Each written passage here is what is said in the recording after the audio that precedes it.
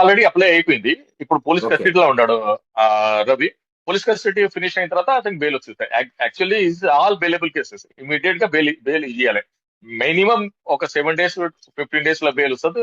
Maximum అంటే 1 month are 2 months. దానికంటే ఏం లేదు. సో మీరు ఆల్రెడీ బెయిల్ అప్లై చేసేసారా రవి తరఫున? బెయిల్ అప్లై ఎప్పుడు చేశారండి?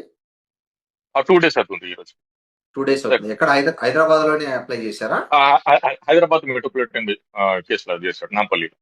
ఓకే. ఓకే. మీకు పోలీసుల నుంచి ఏ విధమైన సలహాలు, సూచనలు ఇట్లాంటివి ఏం రాలేదా ఈ కేసు వాదిస్తున్నప్పుడు? లేదు రాలేదు. వాళ్ళు అది కూడా చేయరు.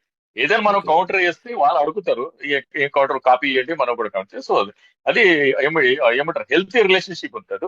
మనము ఎనిమిటీ ఏముండదు. ప్రొసీజర్ ఆఫ్ లాకి ఫాలో అవుతున్నాం అలా.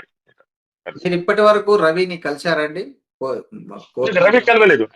లేదు కలవాలి. నిన్న మొన్న వెళ్ళి జైలు కలవాలనుకున్నా, కానీ ఇప్పుడు కస్టడీలో ఉన్నాం కదా, ఈజీగా ఉంటుందని రేపు వచ్చి ఇక్కడ నేను కలుస్తాం సార్. అంటే రేపు పోలీసులు పర్మిషన్ పెట్టుకున్నారా కలవడానికి రవిని? లేదు అది రూల్ ఆఫ్ లా ఉంది.